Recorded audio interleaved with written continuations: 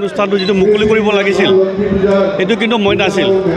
মই প্ৰথমতে আমাৰ BECৰ আমাৰ হাগ্ৰাম মামলি ছাৰৰ হৈ বা BPৰ দলৰ হৈ খবৰতে ক্ষমা বিচাৰিম, এখেতে এটা বিশেষ কামৰ কাৰণে আহিব নোৱাৰিল। ভাগ্যক্ৰমে মই এইটো আজি উদ্বোধনী কৰিলোঁ। মই নিজকে ভাগ্যৱান বুলি ভাবিম যে আজি যিটো মই ঐতিহাসিক ৰজাৰ দিনৰ পৰাই যিটো আমাৰ লক্ষী পূজা চলি আছে এইটো মই উদ্বোধন কৰিব পাই মই বহুত সুখী। আজি উৎফুল্লিত মোৰ মনটো, আৰু সঁচাকৈ ক'ব গ'লে মই বহুত উৎফুল্লিত, বহুত ভাল পাইছোঁ। ৰাইজক কি জনাব যে এইটো বিজনেছ? ৰাইজক মই এইটোৱেই জনাব বিচাৰোঁ যে এনেকুৱা এটা আমাৰ ইমান ডাঙৰ এটা অনুষ্ঠানটো যাতে সকলো শ্ৰেণীৰ মানুহে যাতে ভালকৈ সহায় সুবিধা আগবঢ়ায়, যাতে আজিৰ পৰা 19 তাৰিখলৈকে যিটো মেলা যাতে ভালকৈ এইটো চলাই লোৱা, যাতে সকলো শ্ৰেণীৰ মানুহে সকলো জাতি জনগোষ্ঠীৰ মানুহে যাতে সহায় আগবঢ়ায়, যাতে ভালে ভালে চলি যায় আমাৰ, যাতে এইখিনি মই আহ্বান জনাম ৰাইজক।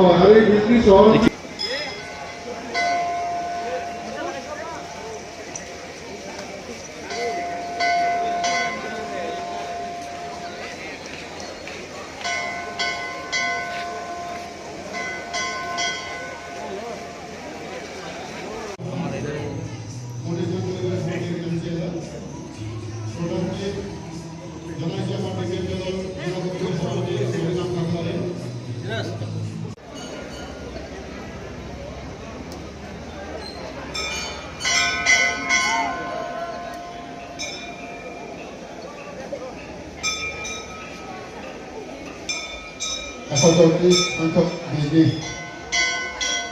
শ্ৰী শ্ৰী লক্ষ্মী পূজাৰ মেলা আমি উদ্বোধন কৰিবলৈ ওলাইছোঁ। আমাৰ চুবাইজাৰ সমষ্টিৰ সন্মান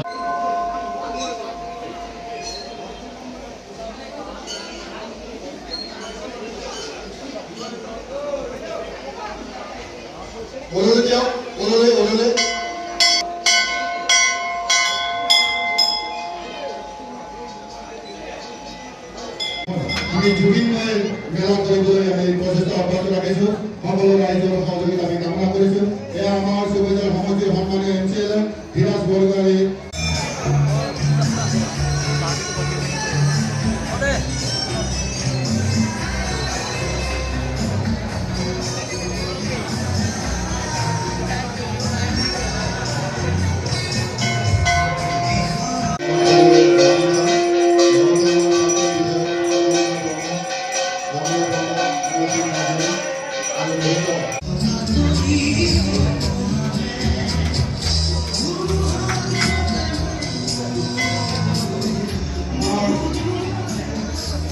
চুবাইজাৰ সমষ্টিৰ সন্মানীয় MCL আমি বন্তি প্ৰজ্বলন জুবিন গাৰ্গৰ বন্তি প্ৰজ্বলন স্থলীত আহিবলৈ অনুৰোধ কৰিছোঁ।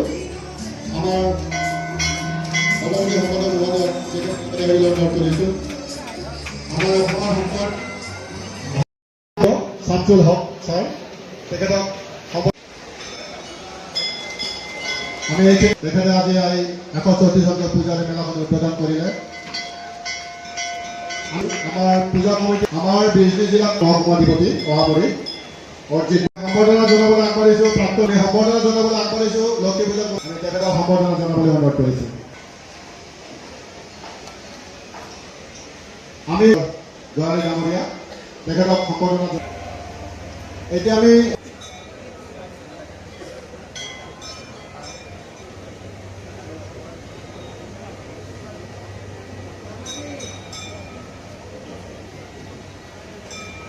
আমি সম্বৰ্ধনা জনাবলৈ